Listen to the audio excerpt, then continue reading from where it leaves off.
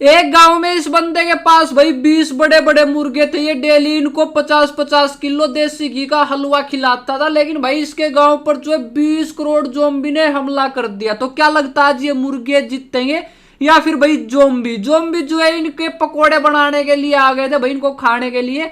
लेकिन ये इसका मालिक जो है भाई अपने पास ना एक जादुई धनुष रखा हुआ है जिसमें से बहुत सारे तीर निकलते हैं। और इसके मुर्गे भी भाई पूरे ट्रेंड मुर्गे हैं जो कि जोम्बी को उठा उठाकर पानी में फेंक रहे थे।